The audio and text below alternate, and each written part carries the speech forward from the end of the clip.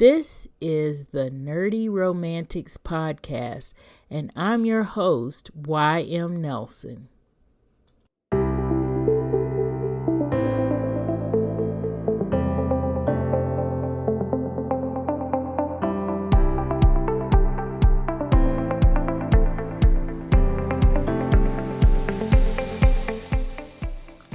In this episode of our Who Gets an HEA series, we celebrate Black love by recommending a few Black romance novels and a couple of series. These are just a few of the many romance novels with Black main characters. For a full list of books from this episode and from future episodes delivered to your inbox, subscribe to our newsletter at ymnelson.com/subscribe.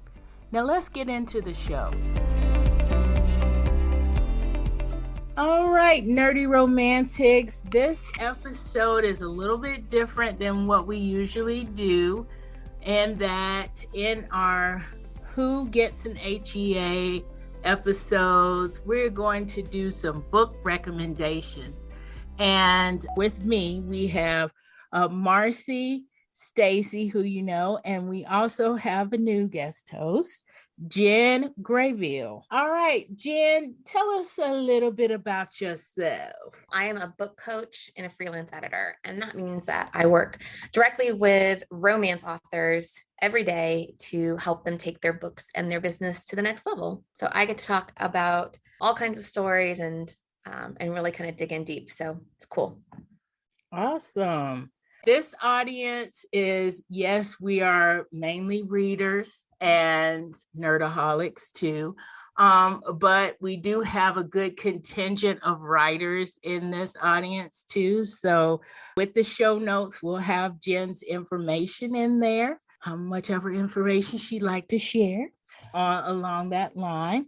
Let's get into the episode. So today, we're actually recommending a few books and a few series that feature Black main characters. So everybody's got like their own book or their own series. We may chime in on each other's. I'm going to start it off by recommending While We Were Dating. This is part of the Wedding Date series by Jasmine Guillory. While We Were Dating is the latest one in her series. It features Anna and Ben, and Anna is she says a B+ list movie star. I would say she's an A-list movie star, in my opinion. She is curvy, which of course y'all know I like curvy, but we'll get into that. And of course, she is a strong, independent Black woman. Love it. Ben is Ben Stevens. So if you have been reading in the Wedding Date series, you met Ben's brother in book 1, because Ben's brother is Theo, who is part of the mayoral office staff there and connected to the female main character in book 1. So Ben is Theo's brother. Theo's book is book 3. And so this is book 6. The way they're meet cute, I guess, is they get together on a commercial. Ben's company is a marketing company, and they are trying to pitch this commercial to a tech company. The tech company has hired on talent Anna Gardner. Basically, she's going to be the talent that's going to sell this phone for this tech company. So that's kind of how they meet. That's kind of how they get together.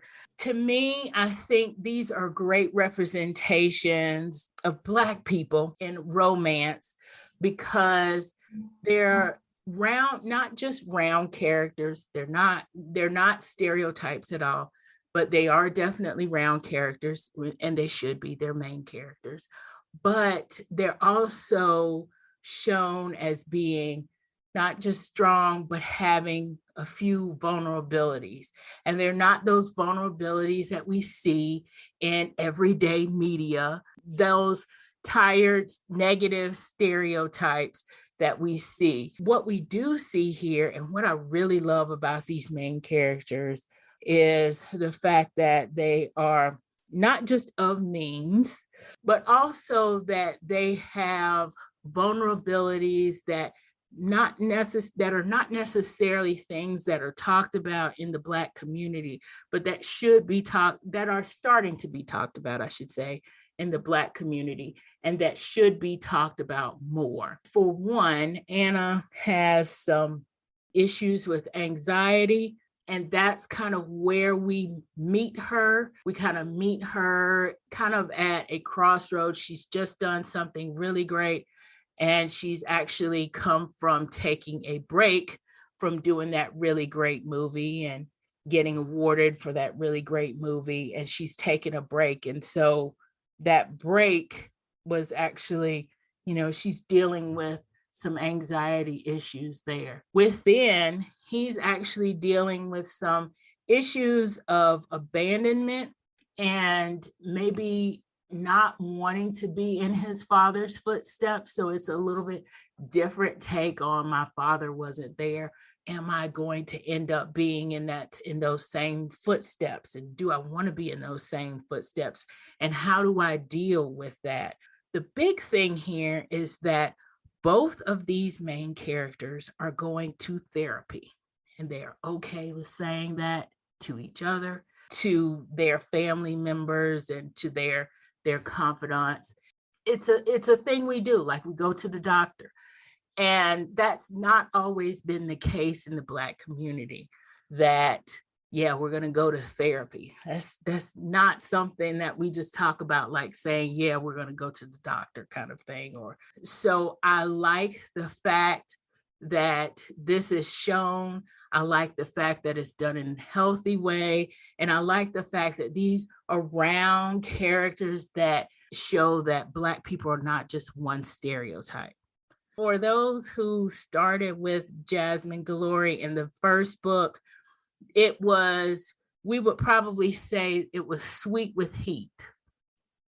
I think that might be fair to say, because for some reason, I do not remember the wedding date having actual sex scenes on the page. I don't know if any of the guest hosts have remembered this or have read the first book. She didn't necessarily shy away. It wasn't like kissing and then the next morning, they're together. But this is a little steamier than that first book. It's steamier than the first book and the second book, The Proposal, in my opinion. I think what Jasmine Guillory has done is she's gotten a little bit steamier with each book. This one is, as far as heat level, I would probably say this is steamy, especially considering the range and considering what people want, what people define as sweet. I would definitely put this in steamy category because there is sex on the page. She does not shy away from curse words, but it's not anything majorly graphic or anything that is in the erotic level. It wouldn't be necessarily shocking if you read book one and you've been reading along. It's like a progressive thing. If you read book one and then you read book 6 and then you're like, oh my gosh, this is a little bit much, then I can see how that would happen, because to me, the heat level has gone up, we'll say. I think people who like this book are people who love the fake boyfriend trope, because that happens. People who love a good road trip, that kind of dynamic between star and regular person kind of thing. I think people who like that will like this book a lot. Also, another one in this series that features 2 Black main characters, and it is a Royal Holiday. And that's actually book 4. Not going to talk a lot about it, partly because it's not Christmas anymore, and so I'm not in the Christmas spirit anymore. I do want to say that I really enjoyed that book because I like the fact that the main characters are a little bit older than what we normally see. We normally see 20 somethings. Now we're seeing a lot of 30 somethings, but these main characters are in their mid 40s. And I think the guy is 50, in his 50s, but he may be in his late 40s, if I can remember that correctly. We all love a good Englishman. So he's British and he's one of the secretaries for the royal family. And the female lead, she is coming in from America. So that's how they kind of meet, how that fits. Basically, Maddie, the best friend from Alexa in book 1, that is Maddie's mother in book 4, Royal Holiday. So I also recommend that one too. I love their chemistry and I love the fun that they have in that book. So let's talk about a few more. How about Jen? What do you have for us? I think I'm going to kind of piggyback on at least one of your suggestions there. Oh yeah. Oh my gosh. I have so much to talk about. So so I think I'll start off with Real Men Knit. Cool. Part of the reason why I was sort of drawn to it, I have to admit, is that I love to crochet, and I loved the idea of it being set in this yarn store, right? So I was like, oh, this will be, and in my head, it was a totally different book. I have to admit, it was a totally different book in my head. So then I get the book and I start reading and figure out what kind of a book it is. And I was just as excited to read it, honestly. I really like her writing. Kwana Jackson is the author. And I really liked the setup that she had here. So the setup is the knitting store is owned by this woman named Mama Strong. And the story starts off shortly after she has died. During her life, she took in foster children and raised them as a family, and they all call her Mama. And even though these boys, I think there's 4 boys, so even though the 4 boys are all grown adults, they still had this very close connection to this foster mother that raised them. And as far as they are all concerned, this is their family the same way that it would be a blood related family. And that spoke so closely to my heart. My grandparents, when I was young, my grandparents would take in foster children, and there are so many that they stayed a part of our family, even after they aged out of the system. And I love seeing that as part of a unit, as part of the way that we support each other as a community. So that kind of spoke to me. The boys are, like I said, they're all grown. They all have their own lives and they're all kind of, doing their own thing. But of course, they all come back together after their mom has died. She's owned this knitting store in Harlem for whatever number of years. And the big question is whether they keep the yarn store open and try to run it, or if they close it down and, sort of walk away. One of the boys, Jesse, wants to keep it open. And God love him, he's a little bit he's the one that maybe doesn't quite have his act all together at this point in his life. I love the fact that his brothers give him a hard time about that. And they do kind of remind him that he needs to kind of get things together. Our heroine in this book is Carrie Fuller. Carrie is working part-time at the knitting store and part-time at the local community center, and she works with children. Because she worked in the knitting store and has worked there for a number of years, she also has this wonderful, connection to Mama Strong. And so the book, really, it starts off, they're all kind of together. They're all sort of in this space together, all the brothers. There's a little bit of logistical discussion that needs to happen about, who's going to do what and how this is going to go. And as you kind of get a little bit further into the story, there's these moments where our 2 main characters have to deal with their grief. We don't see a lot of grief in romance novels. We don't see a lot of grief being processed in most media because it just makes everybody sad.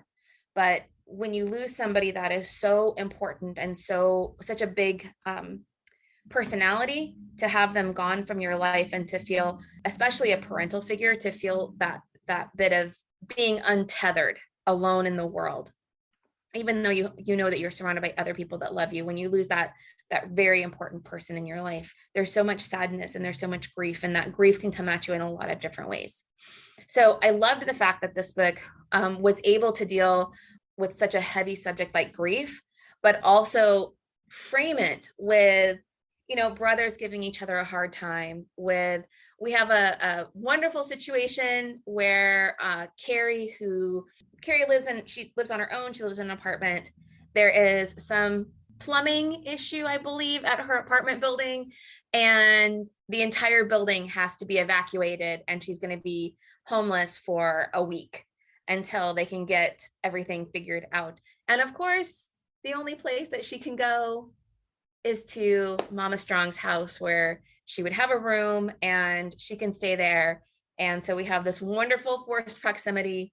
We have so many tropes that are represented in this book, and so that just makes it so much fun. So if you love a forced proximity book, there's a little bit of this is the best friend's sister, or the sister's best friend type of a situation, where you have these four boys and Carrie have all sort of been around each other. They've all grown up in the neighborhood together. They've all spent so much time in this knitting store. And so while she's definitely friends with the other brothers, there's always been a little bit of a thing between her and Jesse. And so we get a little bit of that type of a dynamic of the big brother saying, don't you touch my little sister sort of feeling to it. So that's always a little fun.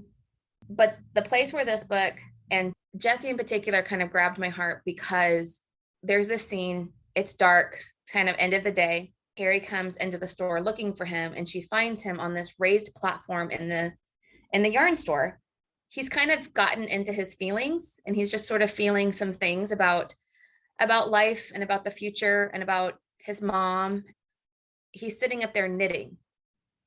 And I don't know about you guys, but I don't know that I've ever read a book where the extremely attractive, total player guy also has a knitting habit, and that's sort of how he works through his feelings, is sitting there with his yarn and his needles, and the two of them sit and knit together, and they just talk. It's such a beautiful little piece of life to know that when you're hurting and there's people around you that love you, that you can do that, and you can be part of that. But yeah, the scene of this very fit, very strong Black man with his knitting needles, just, wow. I know, it was very sweet. That was a very sweet scene, folks. Anyway, so so I would say this book, there's not a lot of sex scenes in it, but the one or two-ish that are in there, they get pretty steamy. So it's kind of, I think he called it sweet and steamy, and that's what I would say that it is.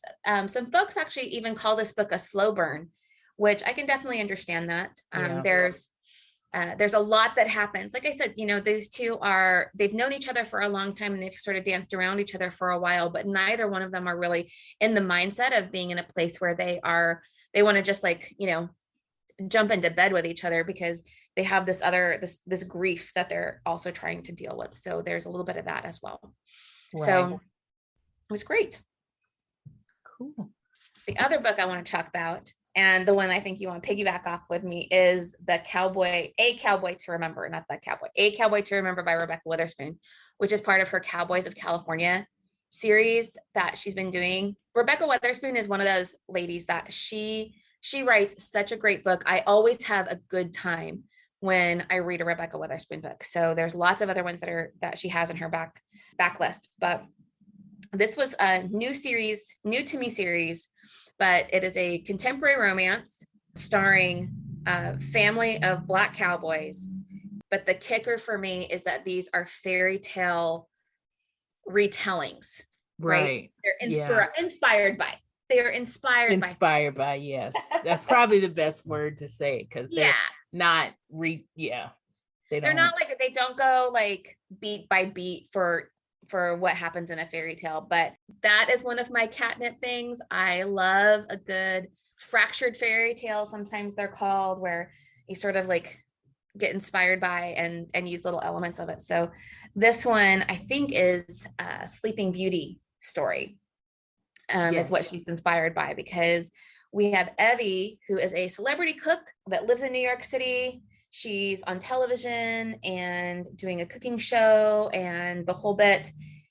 She goes to a big holiday party. This is a book that's set around Christmas, New Year's type of a time frame, but for reasons that will become obvious, there's not too much of a Christmas feel to it. So Right. what happens right before Christmas is that she goes to this big party. Her grandmother had died about 10 years before this, and she still struggles a bit at the holiday time, because when her grandmother died, that was her last living relative. So she's sort of been going through life on her own, and she's gathered some wonderful people around her. She has a wonderful best friend. She has some wonderful people that she works with. But when it comes right down to it at the holidays, and you don't have family to be around, that can be really difficult.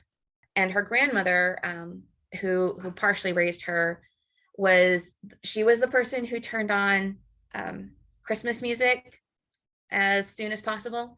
And so when she's listening to the Christmas music during this Christmas party, it's just kind of making her sad. And she's supposed to be bubbly, and she's supposed to be smiley, and she's supposed to be all these things, and she's just kind of struggling with it a little bit. So she sort of gets away from the party. I think they're in the New York Public Library, something like that, like some sort of like big space that's available to them. So she kind of gets away, goes up the stairs so that she can just sort of have a moment.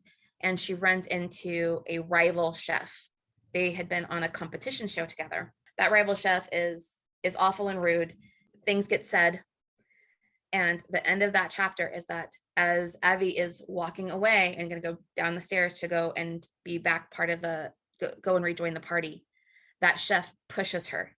The next thing that we see from Evie, she has been lying in the stairwell. She has a head wound, so there's a lot of blood, and she ends up in the hospital, and she's in a coma for a few days. So it's very dramatic. Not to spoil this, but Evie does survive. It's okay. But she wakes up with amnesia, and she doesn't remember who she is or where she works, and she doesn't know how to cook. So they're kind of in this situation where, again, she doesn't have close family, so trying to figure out what to do. But her assistant knows that she has an emergency contact. Some folks that she knew in California, the Cowboys. Her grandmother and their grandmother were best friends, and so they all lived on this ranch together during her teen years. So once she's released from the hospital, she's able to go back to the ranch so that she can heal. If she stays in New York City, it's going to be a problem, because she has no memory of people or places. And if she is out on the sidewalk, people are going to recognize her. She's just that famous. So she goes to this ranch where she can kind of hide and heal and work on getting her memory back and so forth. So that's kind of that's the setup. There's one of the brothers, Zach, that when they were young, there were definitely some feelings there. She was definitely falling in love with him. And when she told him, he pushed her away and said, no, you should go to culinary school and go live a big life and not be here on the ranch and all that kind of thing. And it broke her heart. So she has not spoken to him in 10 years. And now she has to go and hang out with him. So the struggle here, though, is that she doesn't remember this fight. She doesn't remember why they're not speaking. And when he sees her, he immediately is like, oh my gosh, Evie's back. Evie's back. I have missed her so much. And you kind of get the feeling that he has not been able to have a romantic relationship, like a real, strong romantic relationship with anyone. His brother kind of teases him about being quite the player. And that maybe that's because he's just been in love with Evie his whole life, and nobody else will ever replace her. And that's kind of sweet. That's just a real sweet, little heartwarming thing. You have this big bad cowboy, who's super, super charming and quite the player. And then you find out that he has this soft little heart. Okay. Again, more catnip for me. And it's just so interesting how like them together when she has lost her memory is so cute and sweet. Oh my gosh, it really is. It's gosh. So sweet. I love that he's trying so hard to be good, but one of the things that she doesn't remember is that she doesn't remember what sex is like. And she doesn't know what certain, terms. Yeah, that's the cleanest way to say that. Yeah. Yeah. And so she doesn't know, she doesn't remember like innuendo. She can speak English just fine. Like her language centers are fine, but she doesn't necessarily understand slang. Slang Yeah. doesn't really, Right. Especially she doesn't know new what that slang. so and so she's like, well, this guy is kind of safe. Like, I don't know if I want to go back to New York City and like not know what sex is. So it's something very, it is so sweet and so sort of innocent isn't the right word, but there's a little bit of innocence there, and it's very It sweet. is. It So hard is. to be the guy. It totally is. But you know, the thing that I remember the most about this particular book is the grandma Miss Leona. Oh my God. Don't you want a Miss Leona in your life? Yes. Some of us had a Miss Leona. Oh, I did. I had one. Yes, I had a Miss Leona. She is something else. She's like, okay, y'all. She's serious about everything, but at the same time, she's definitely nurturing. She's like, everybody come into the house and cooking and all of this stuff. It's just, but at the same time, you don't cross Ms. Leona. You do not mess with her. Yeah. You are going to follow her rules. That's right.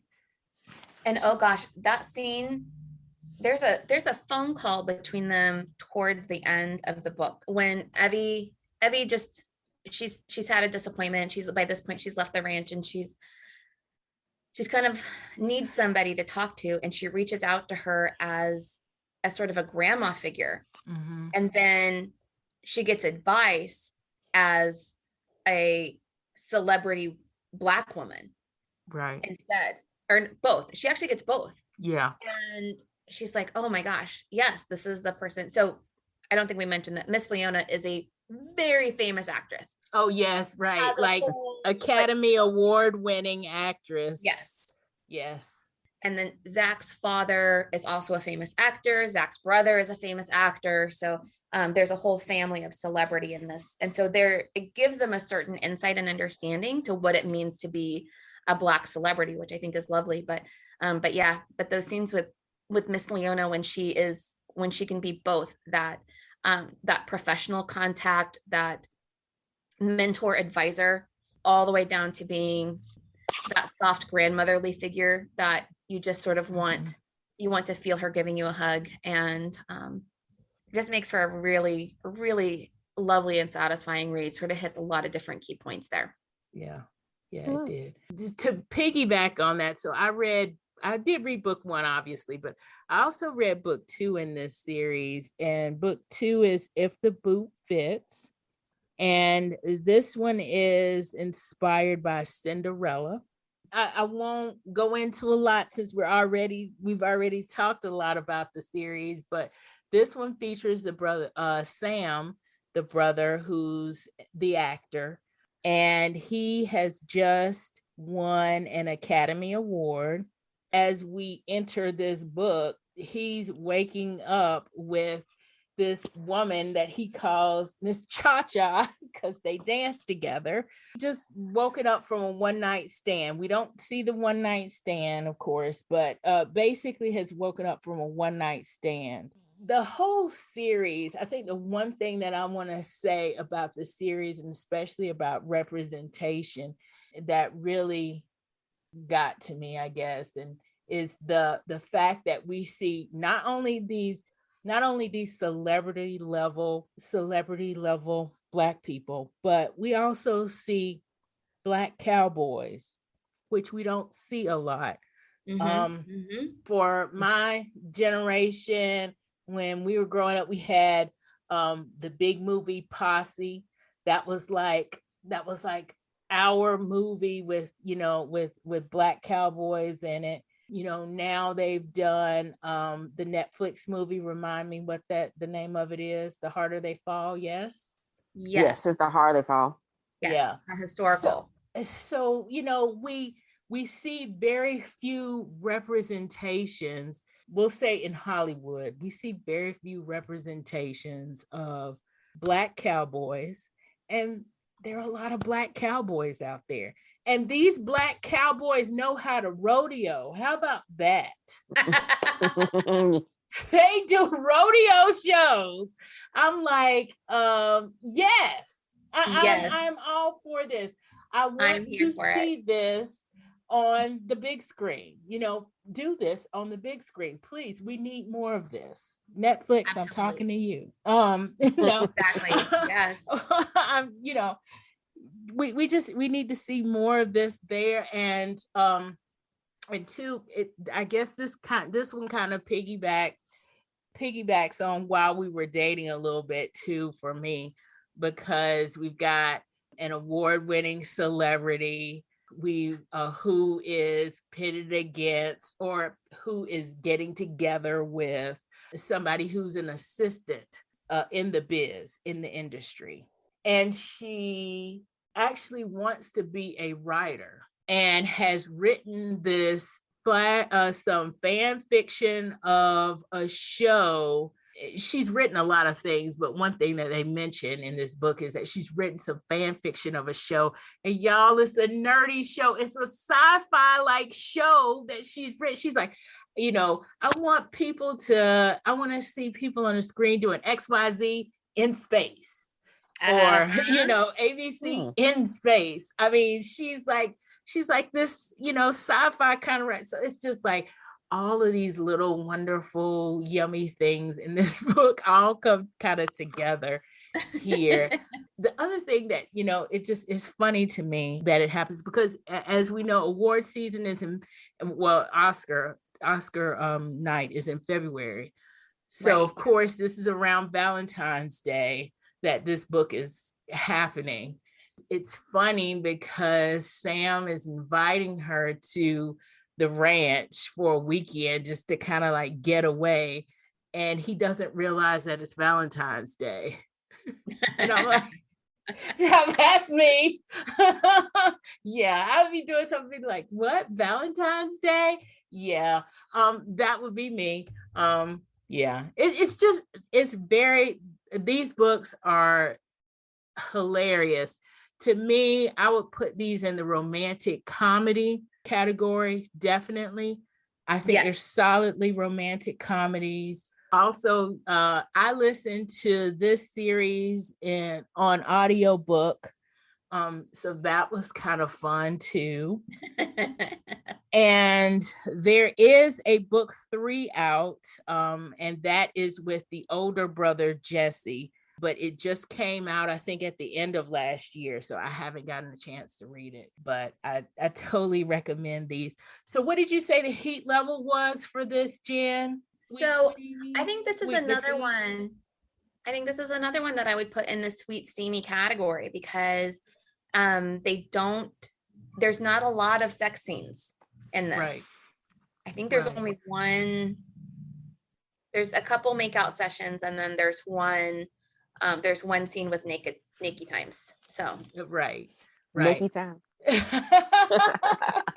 I mean, yeah, they're open door, but like, right, they're not a lot of sex scenes. There's like one, yeah. And I think there was like one in If the Boot Fits as well. So if you're solidly in the sweet, clean romance area, this is not for you. These people do have adult language, and you do see adult times, but you don't see a lot of them if you're okay with that.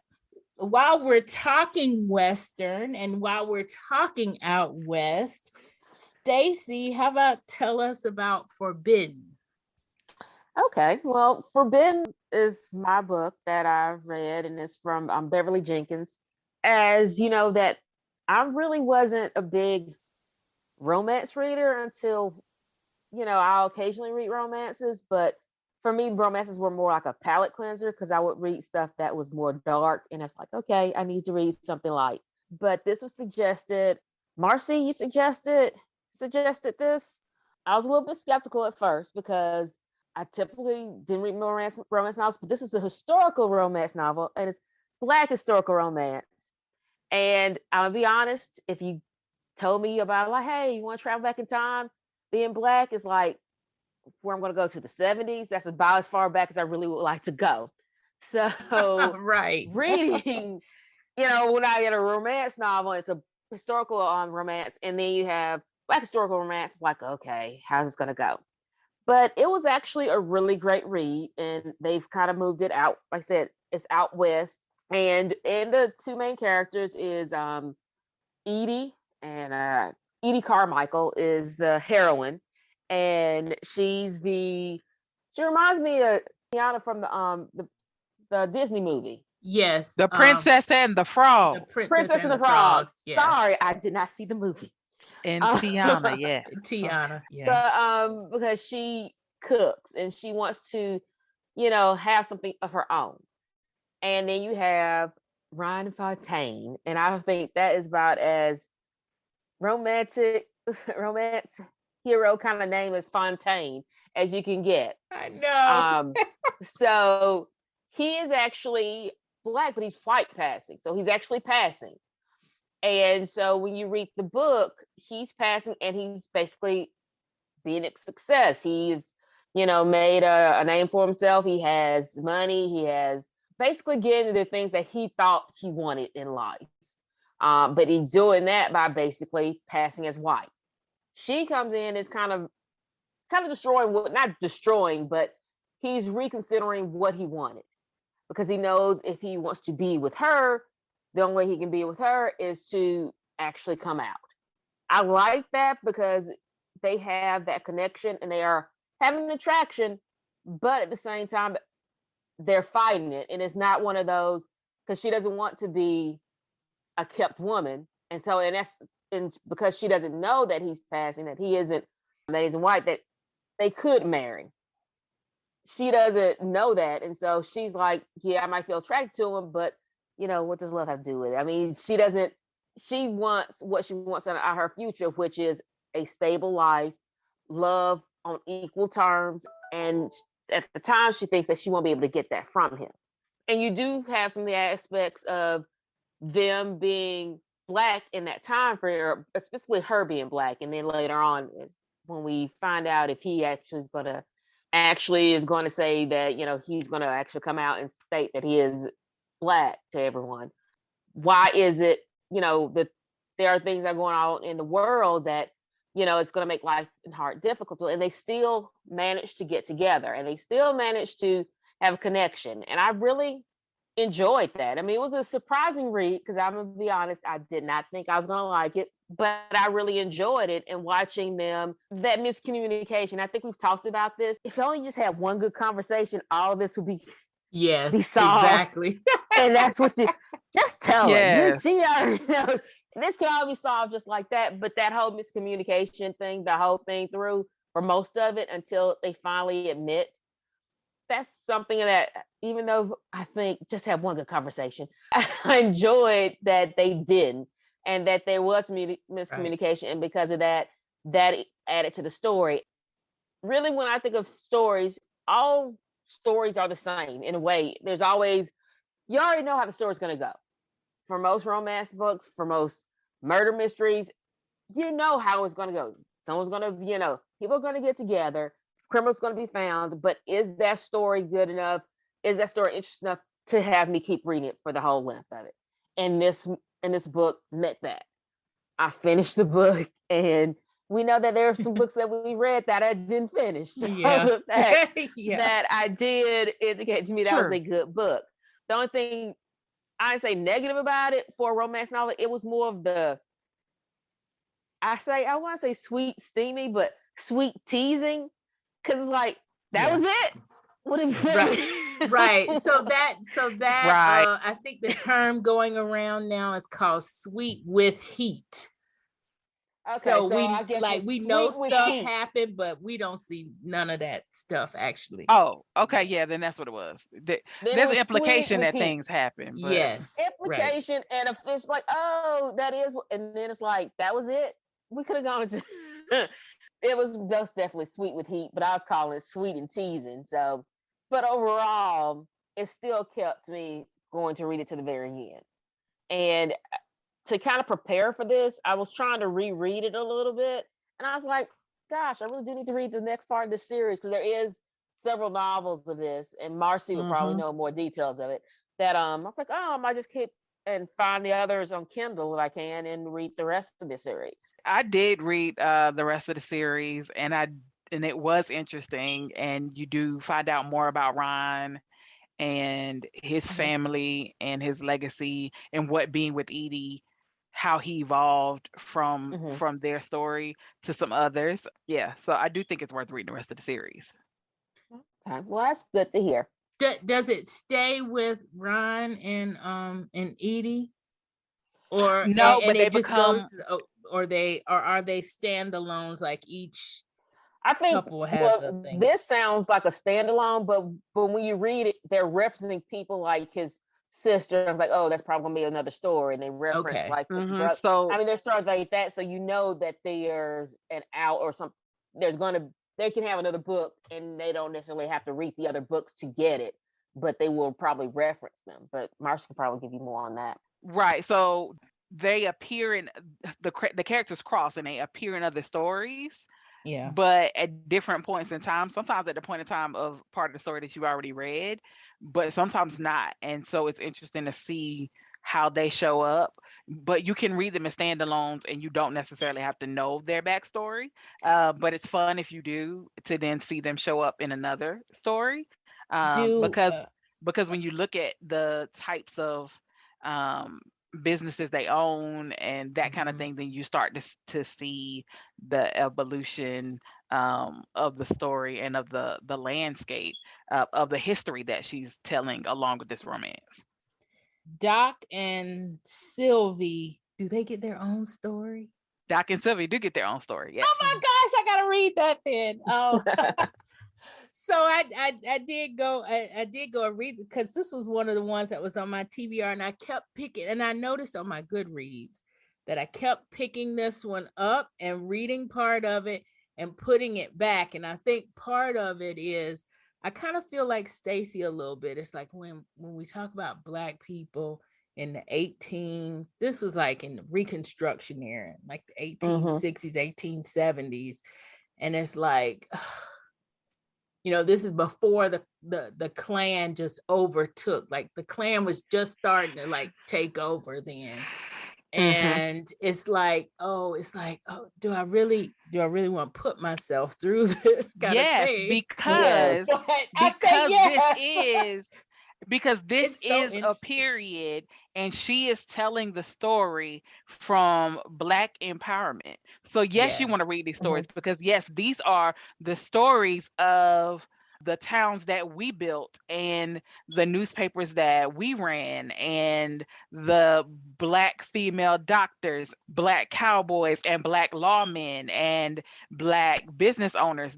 Yes, you want to read these stories because they are in that gap that gets so lost in the history of destruction. But what about all that we built? And so one of the things that I love about these stories is the context and the history behind it really does inspire you. And then to see how she flipped that to modern day in the Blessing series and brought these same stories to life, but connected them to the now. I think Beverly Jenkins as a storyteller did an amazing job there in connecting these two periods in time. And I think she'll change your mind and readers like you about reading her historical genre and then visiting her and seeing more of that in her contemporary with that Blessing series as well. And that's why Miss Bev is the GOAT. Everybody knoes it. That is why Miss Bev is the GOAT. Yes. Absolutely. But I will say about this one, I did manage to finish this one, and it did give me that it's exactly like what Marcie is saying, because it's in that period that was like right after the war, where Black people were actually being able to explore what it is to live in American society and actually be a part of that society. And we were building cities, y'all. We were building cities. and especially out west where we, made me think about Black Wall Street, when I was kind of reading this. I mean, it's not in that state. This is Virginia City, Nevada. But what I actually found interesting is, and two, what kind of bothers me some about when people get a little, there are some historical romance readers out there, y'all know who y'all are, who like to nitpick about the history of things. And first of all, you're reading a novel. This is not, specific to exactly what happened to to somebody. But the second thing is, people research, especially Miss Bev. I mean, the woman was a librarian, for goodness sakes. So people research, and what I really like here, and I want to ask if this is done, if she does this in all of these, or is it because people wanted to see this story happen with Ron? But she was talking about Virginia City, where this story is set, where Forbidden is set.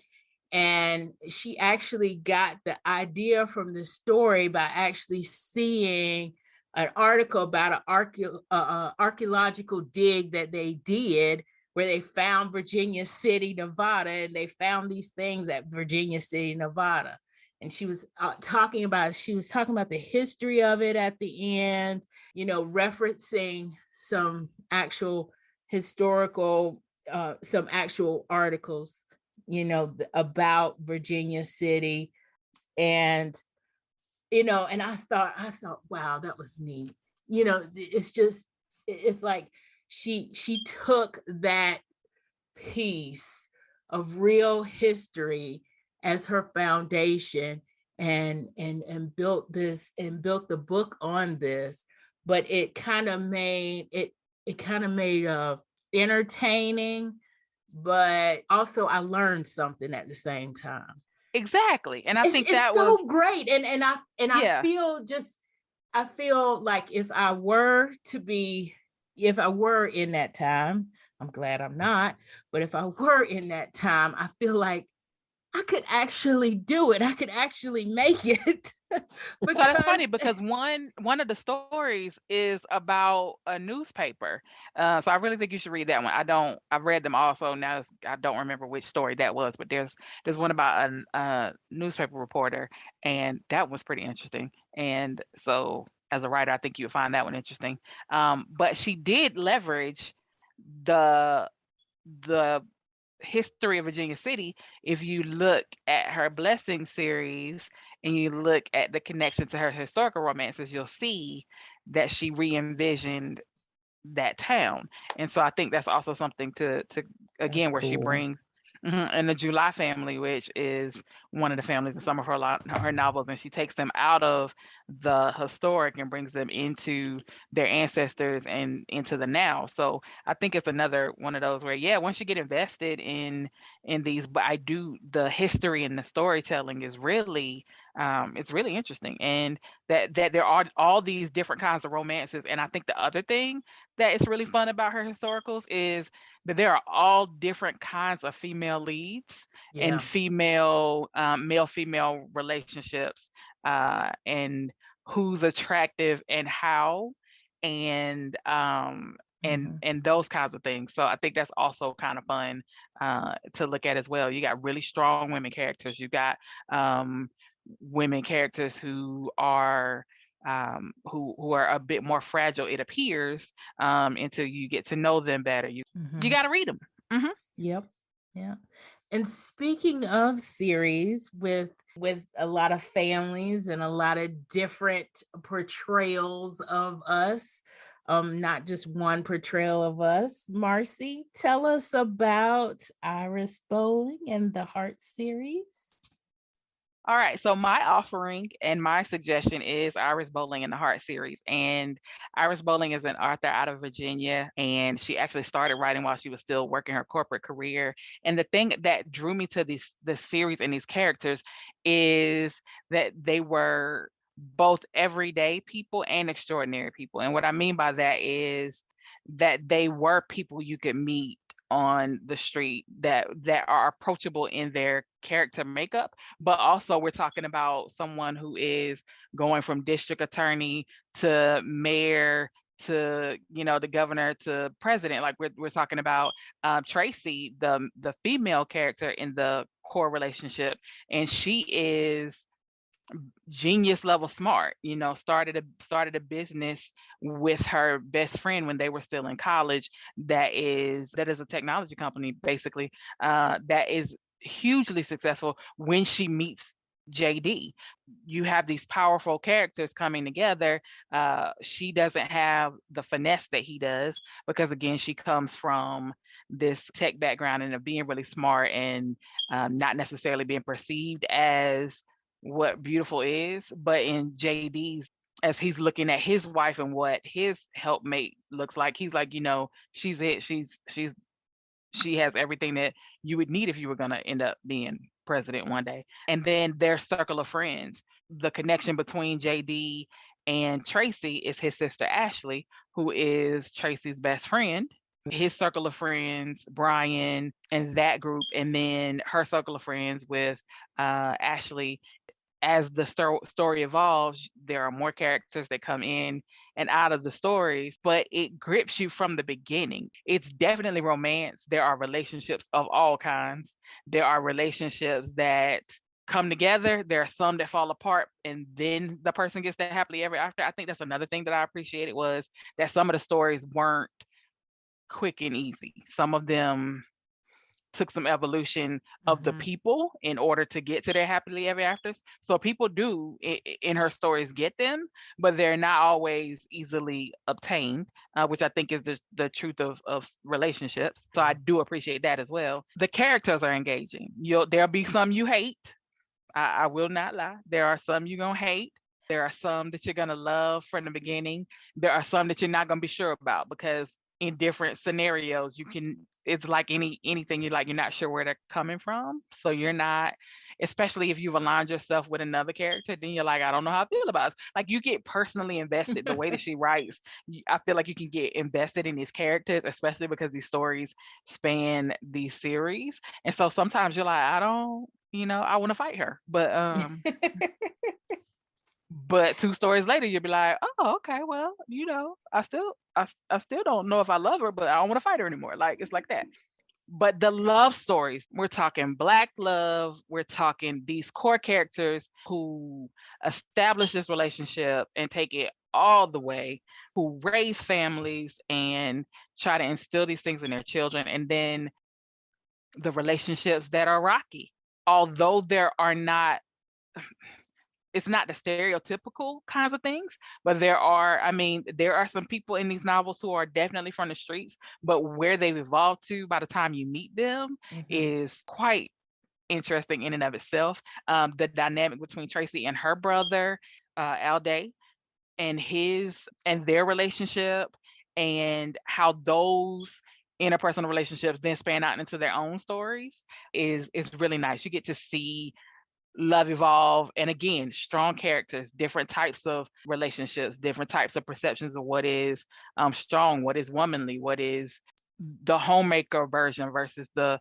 person who's working constantly. All the different dynamics of family, of relationships, of genuine love and acceptance of people and their flaws. I think it's something that her stories really capture, like the parts of people that make you want to choke them, but also you love them. So trying to evolve for the sake of love. Yeah. And see, that's what I think, that all of these selections, but especially with that series, it sounds like we see an evolution. And if we do see something that's stereotypical, we're not looking at that as a 2-dimensional character. That those people are going to evolve, or that person or that character is going to evolve, and we're going to see something different from that character. Yes. And when you're tempted by description to stereotype, then when you see this character speak, then you're like, wow, that's not what I expected.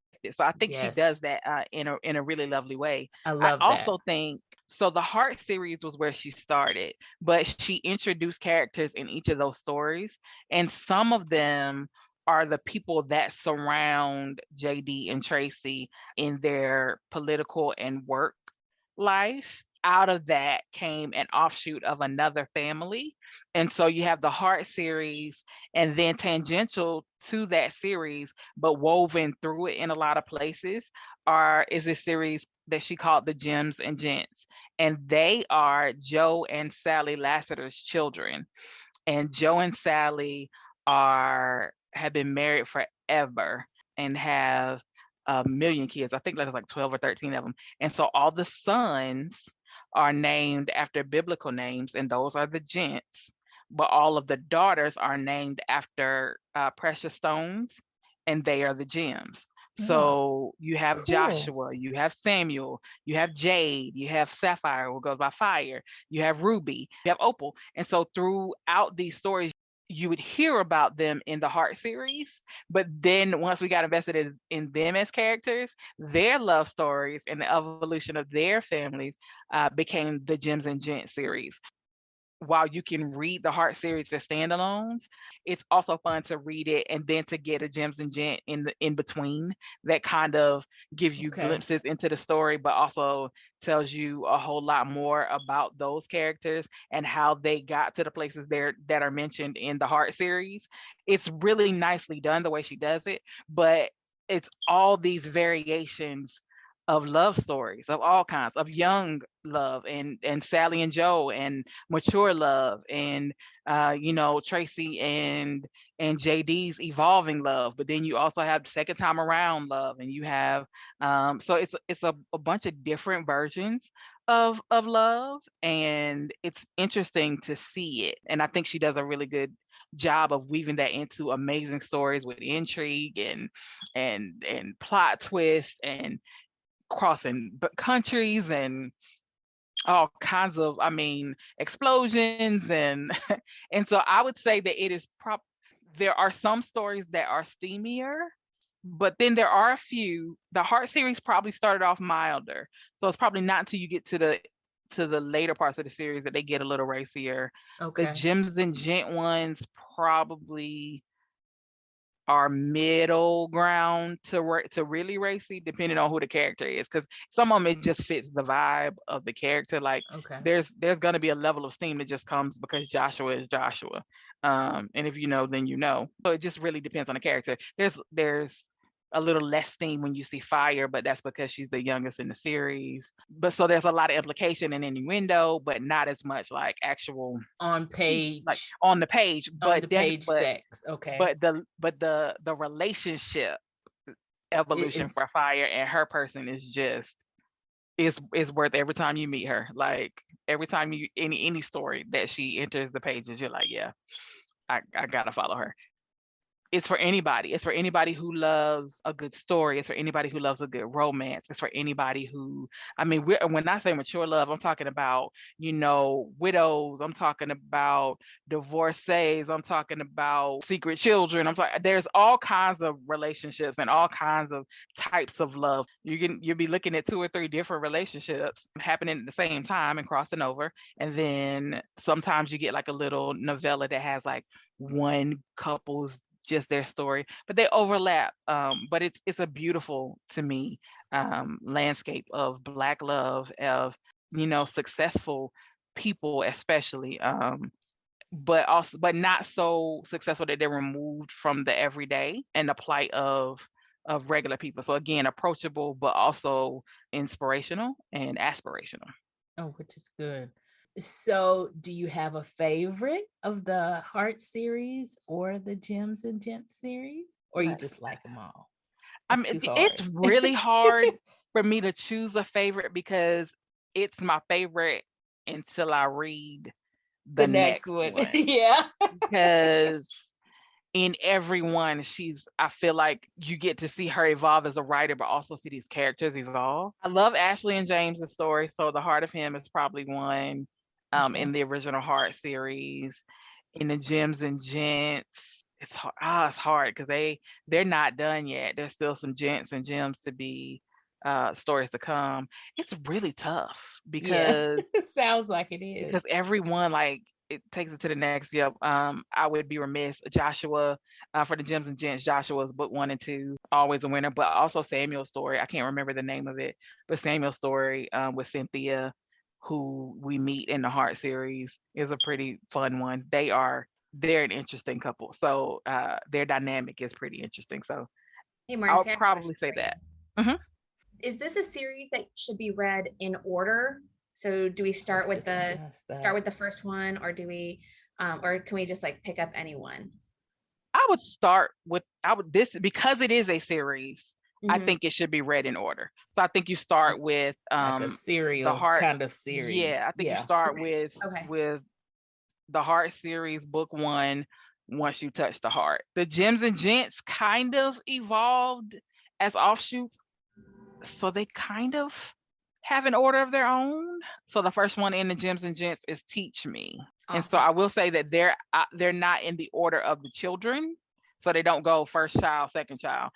But their stories kind of intertwine in a way. So it's kind of but love definitely it. for the Heart series, you want to read it in order because otherwise you will miss the nuances of from story to story that kind of connect the thread of the main story. That is the intrigue. That is so you'll be completely lost if you get to the re-election and you haven't read the ones before it, because there's so many building blocks that she's laid along the way that you won't. When they're talking about characters, you won't know who's what and why it matters. So definitely read them in order. Got it. Okay. Thank you. Mm-hmm. So it seems like we've touched on a lot here, but we've only touched on a handful of books that qualify as just great Black love stories. Everybody go out there, get your hands on these books, and continue to discover the wonderful world of Black love stories.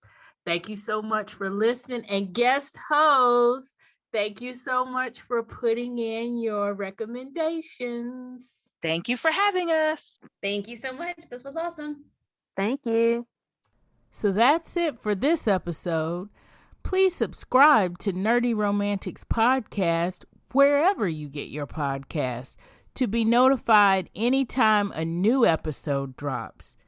And if you like what you're hearing, please rate and review. The links are in my show notes at ymnelson.com, along with a lot of other links for books and other items that we talked about on our show.